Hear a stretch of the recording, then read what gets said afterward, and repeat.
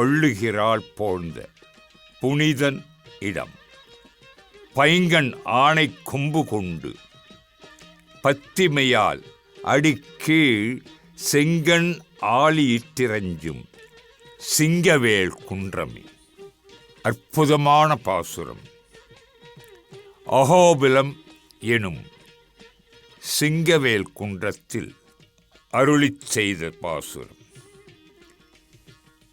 பெரியாழ்வார் எந்தை தந்தை தந்தை தந்தை எந்தை தந்தை தந்தை தந்தை தம் மூத்தப்பன் ஏழ் படிகால் தொடங்கி வந்து வழி வழி ஆட்செய்கின்றோம்.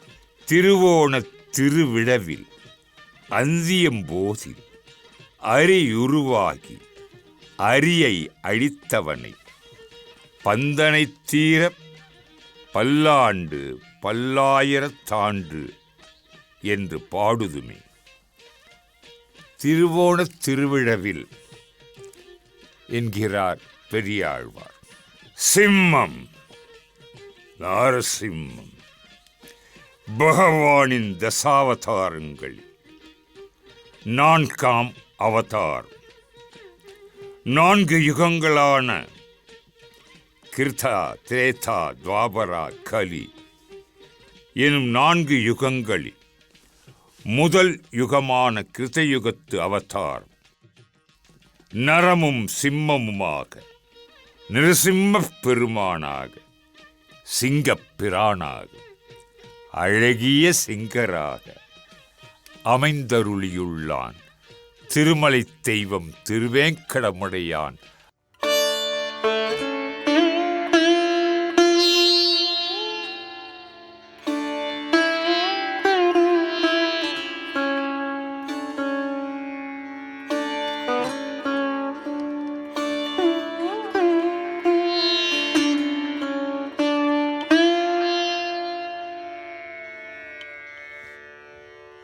அனைத்திலும் தனிச்சிறப்பு பெற்றது நிருசிம்ம அவதார்.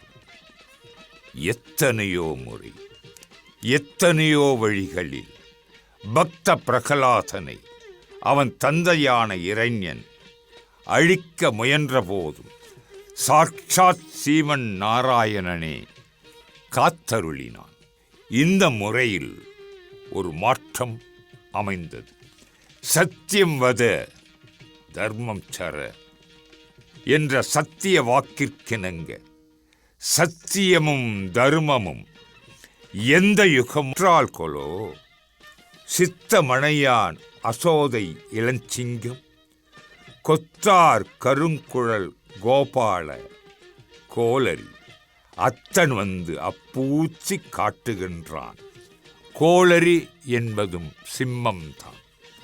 ஒரே பாசுரத்தில் கோளரி என்கிறார் பெரியாழ்வார். ஆய்வாளர்கள் இப்பாசுரத்திற்கு விளக்கம் சொல்கின்ற போது அசோதை இளஞ்சிங்கம்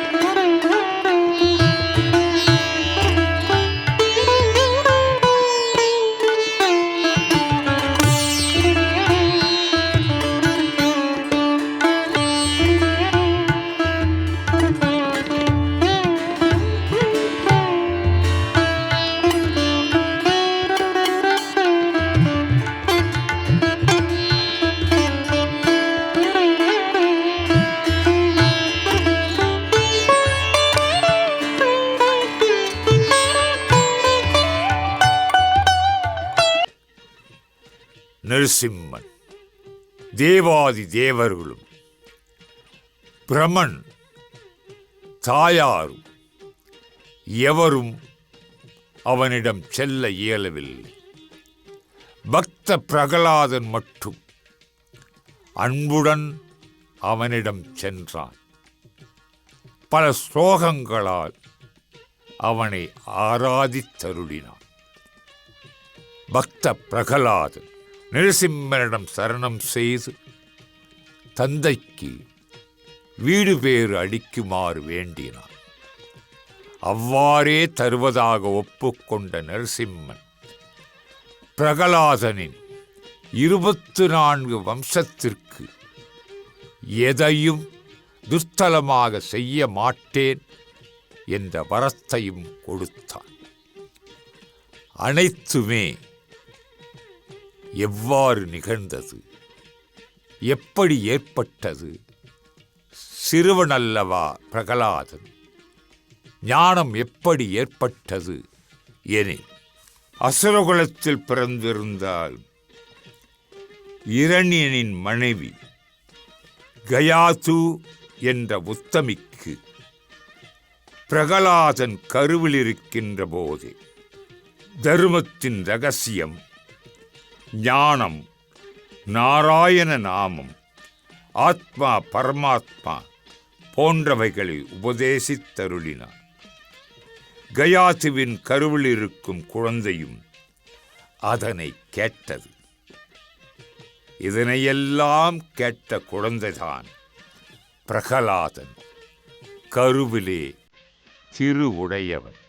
அவ்வாறான பக்த பிரகலாதனின் சத்திய வாக்கிற்காகவே தோன்றிய ஒரே அவதாரம் நரசிம்ம அவதாரம். ஓம் வஜ்ரநகாய வித்மகே தீக்ஷ்ணதம்ஷ்டாய தீமகி தன்னோ நரசிம்ம பிரச்சோதயாத்.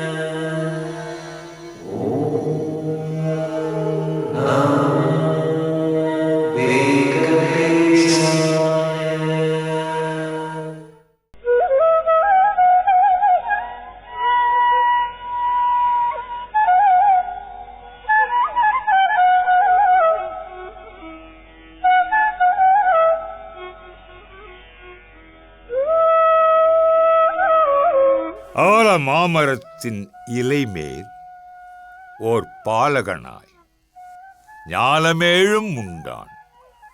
அரங்கத்தரவின் அணையான் கோலமா மணி ஆரமும் முத்து தாமமும் முடிவில்லாதோர் எழில் நீலமேனி ஐயோ நிறை கொண்டதென் நெஞ்சே.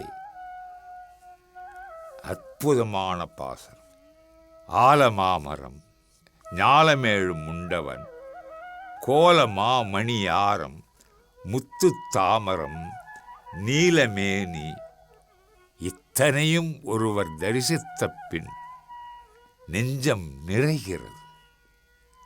அந்த நிறைகின்ற நெஞ்சத்திலே எழுந்தருளியிருக்கின்ற திருமுலை தெய்வம் திருவேங்கடமுடையார் முத்துப்பந்தல் வாகனத்திலே ஸ்ரீதேவி பூதேவி சமேதரராக மலையப்ப சுவாமி எழுநியன்.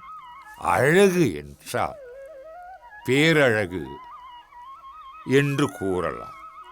ஐயோ என் மன அடக்கத்தை கொள்ளை கொண்டு போகிறதே. திருப்பான் ஆழ்வார் அமலநாதி பிரான் பாசுரம் 9 இவ்வாறு தெளிவாக நெஞ்சுருக அருளிச் செய்திருக்கிறார். எந்த பலன்களுக்கும் சரணாகதி ஒன்றே சாஸ்வதமானது. பகவானை சரணடைந்தால் வளமாய் வாழலாம்.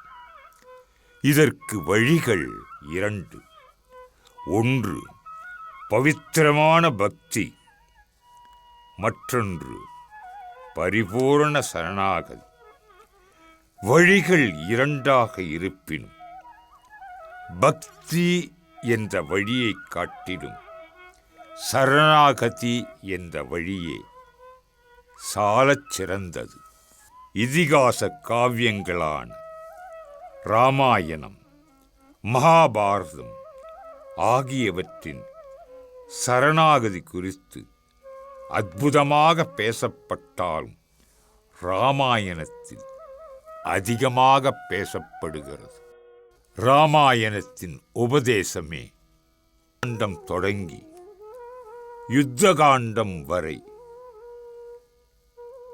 காண்டங்கள் 6லும் சரணாகதியே சத்தியமாகிறது.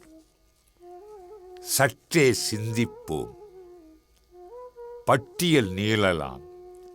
சுருக்கமாக தேவர்கள் சரணாகதி, திரிசங்கு சரணாகதி, சுனச்சேவன் சரணாகதி, லக்ஷ்மணன் சரணாகதி, பரதன் சரணாகதி, ரிஷிகள் சரணாகதி, அனுமன் சரணாகதி, சுக்ரீவன் சரணாகதி, திரிஜடை சரணாகதி, காகாசுரன் சரணாகதி, விபீஷணன் சரணாகதி. இப்படி பல எந்த ஒரு கவலையும் இன்றி அவனை கயிற்றின் மூலம் கடலுக்கு மேலே கொண்டு வந்து விடுவார்கள். தெய்வத்தின் அருளினால் அவ்வாறு முத்து குளிப்பவன் சிப்பிக்குள் முத்தை எடுத்து விட்டார். அவன் அடைகின்ற ஆனந்தம் அலாதியானது. அப்படித்தான் மனித வாழ்க்கை, சம்சாரம். முகுந்தனான மலையப்ப சுவாமியை சரணாகதி செய்வோம். எந்த மனிதனும் பிறந்தபோது நல்லவனாகத்தான் இருக்கின்றான். வளரும் போதுதான் அந்த மனிதனுக்கு நல்லவையும் அமைகின்றது, தீயவையும் அமைகின்றது. வளர்ந்தபோது நல்லவனாகவே வளர்ந்து தெய்வ பக்தியில் திகழ்ந்து பகவானை சரணடைவது ஓர் குறிப்புக்காக பக்த பிரகலாதனைப் போன்று இருக்க வேண்டும். தீயவன் ஆயினும் அவன் தன் தீய செயல்களை மறந்து பகவானிடம் சரணடைந்தால் பகவான் சௌலபியன், கருணை காட்டுபவன். அந்த பகவான் அந்த தீயவனையும் ரட்சித்து மன்னித்து ஏற்றுக்கொள்கிறார். எந்த முத்தும் நல் முத்துதான் பிறவியில். அது பிறந்ததும் வளர்வதும் அவரவருடைய பக்தி பாதையிலே. அந்த பாதையை படம் பிடித்து காட்டுகின்றது முத்துப்பந்தல் வாகனம்.